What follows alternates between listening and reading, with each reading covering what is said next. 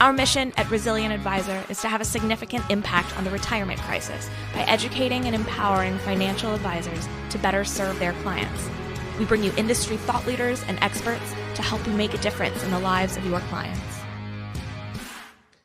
Thanks for tuning in to this episode of The Resilient Advisor. My name is Jay Coulter. If I told you that there was an investment that had returned 1,000% over the S&P 500 for the past 20 years, while having about a third of the volatility, I'm sure that would catch your attention.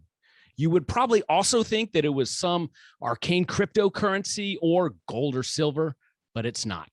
Today, I'm speaking with Anthony Zhang, the CEO and co-founder of a company called Vinovest.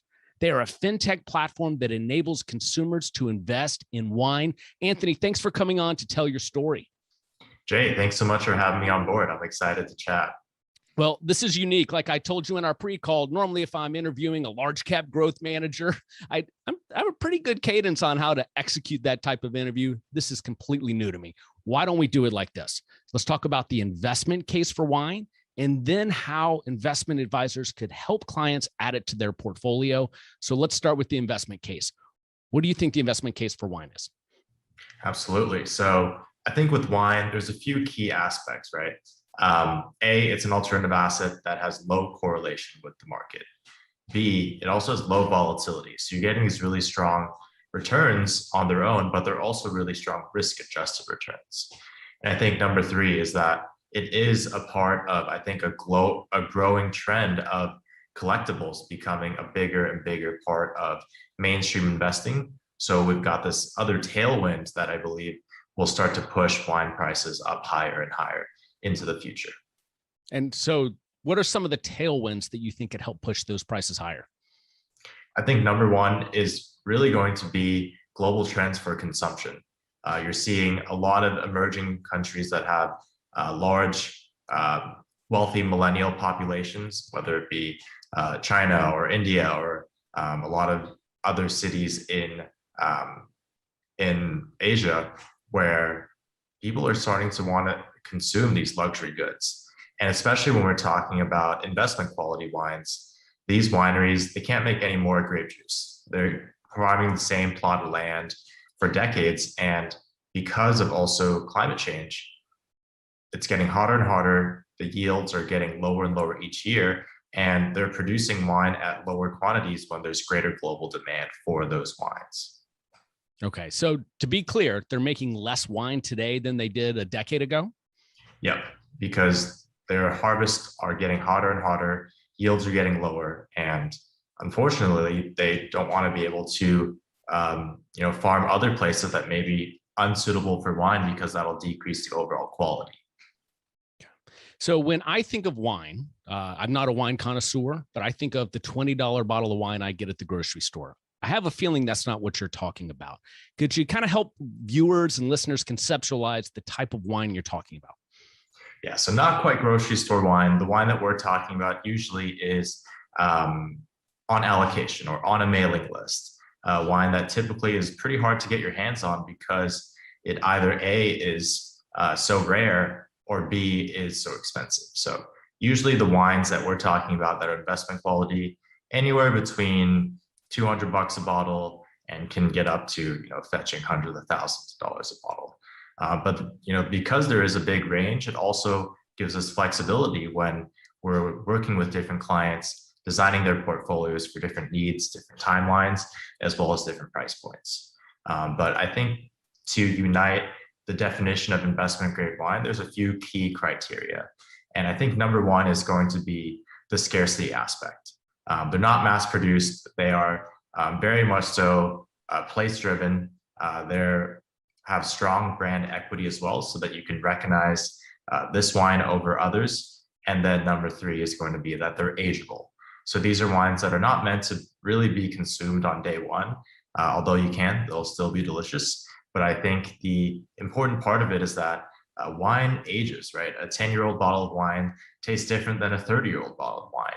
And wine collectors and enthusiasts and fine dining establishments want to be able to allow consumers to experience that rare 30, 40, 50-year bottle, which is why they become much more sought after when they're older. So what are your thoughts around wine as an inflation hedge, given the environment that we're in and will be in for a while? I think that's why a lot of advisors are coming to us because there aren't too many other places where you can find inflation hedges. And especially when you're looking at the historical performance of this asset class, harkening back to, say, 08, 09, or even the dot-com crash, when we were looking at huge drawdowns in global equities, 40, 50% during those two time periods, wine was only down around 10%. So it's proved through two cycles that it has been a pretty strong hedge against recessions and also against inflation during the run up before that. It's really hard to do a dividend discount model on a bottle of wine. It's going to be really hard to put a framework around it for a financial advisor to come up with a price that matters. And I can already see the cynical advisor saying, well, this is a greater fool investment. Like, you buy it today and hope that somebody else buys it later. I know that you have much more meat behind that in terms of how you value it today and how that appreciation would go.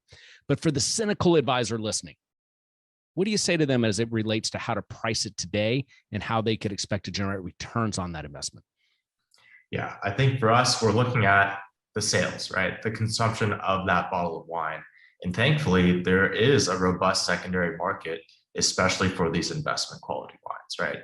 You're not going to see much retail on, your bottle of $2 Chuck, but if we're talking about a $1,000 bottle of Chateau Lafite, not only do you have strong secondary demand at all times, but you also have historicals to be able to look back on, right? This wine has been producing for almost 150 years now, and you can see what an average year 5 Lafite looks like, or a year 10 Lafite looks like, or even a year 20. So you can really model that all out and be able to look ahead with pretty high confidence on what that future price may look like and be able to price it accordingly, get accurate mark to market on a weekly or monthly basis, and be able to confidently talk to your clients about what their returns are looking like.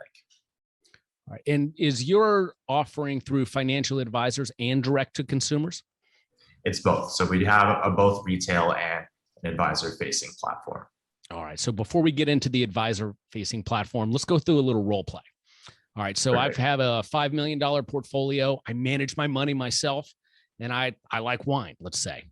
And so understand that there's a fine wine component to it, but maybe I buy a $100 bottle of wine on special occasions.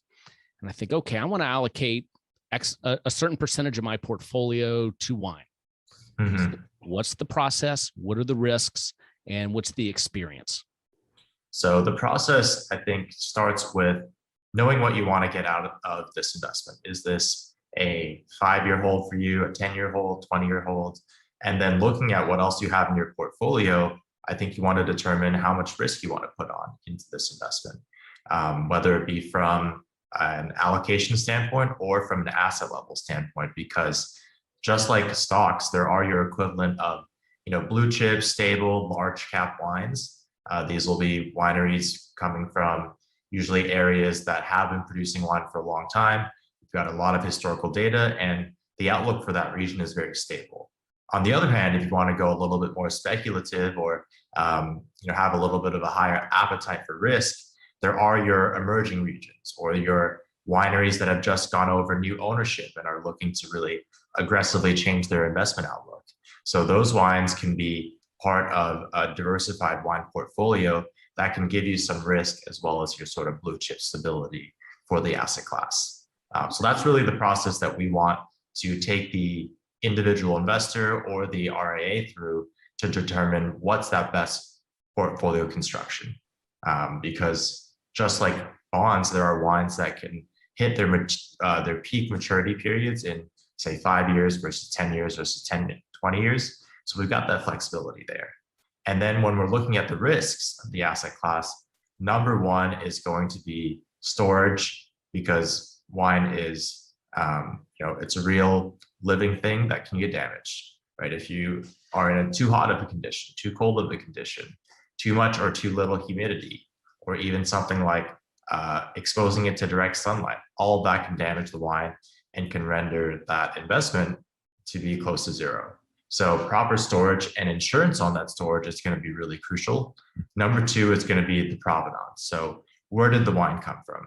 A wine that we source from your basement is going to have a different retail value than the wine that's sourced direct from the winery sellers. So at Vinovest, we really care about A, where is this wine coming from? And B, how was it stored before we acquired it?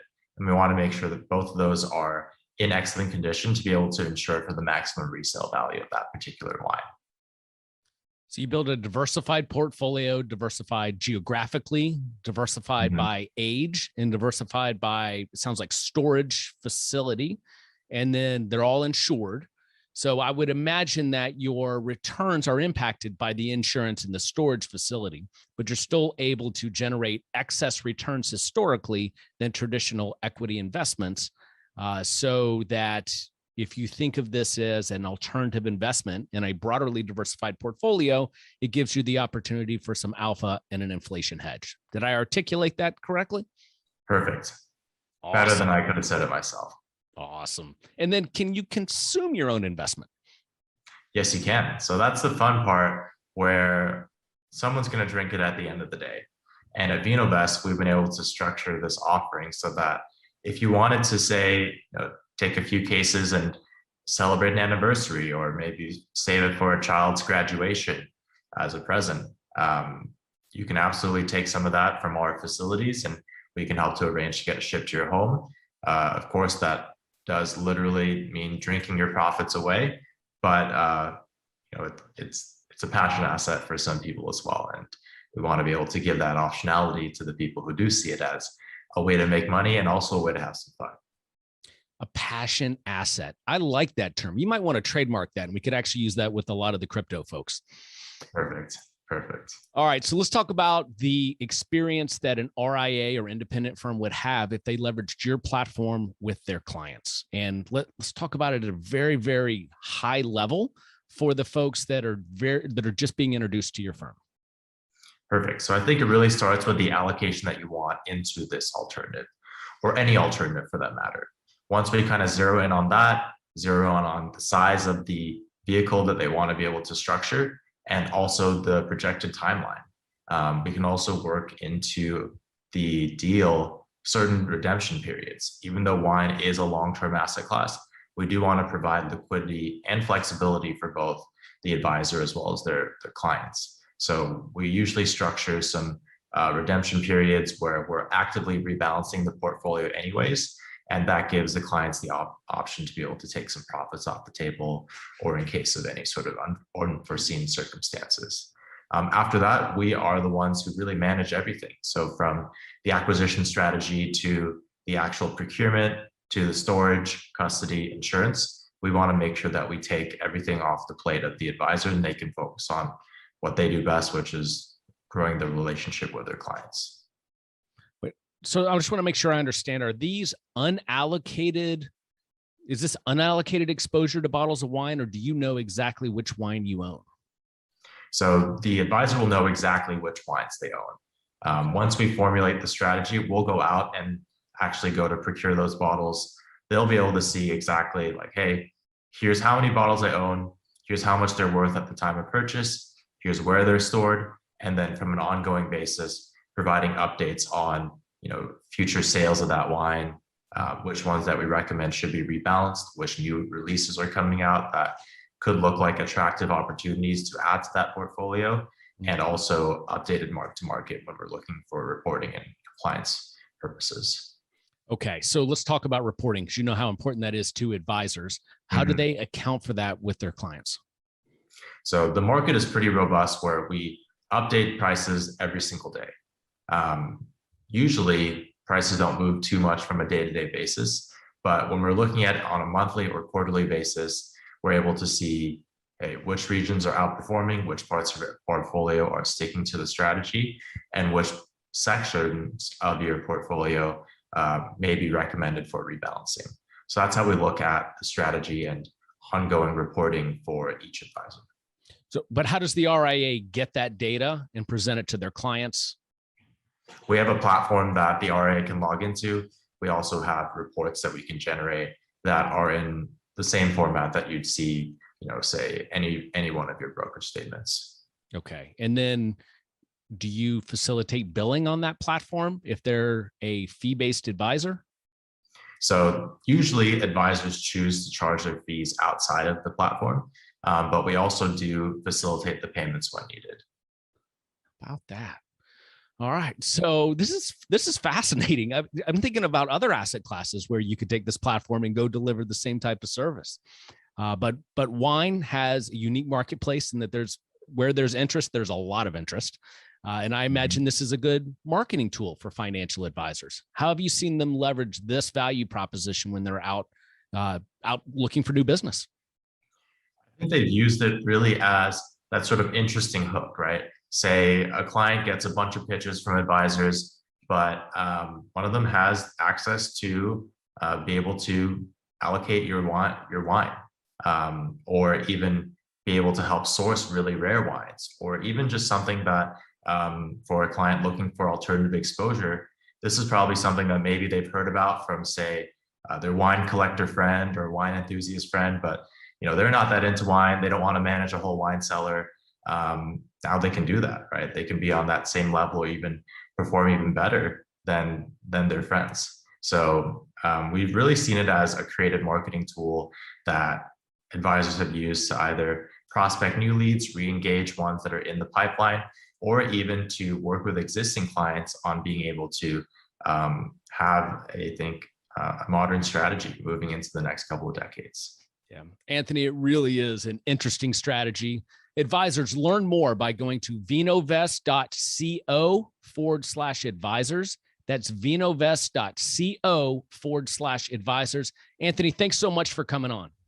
Jay, it was a pleasure. Thank you so much for your time.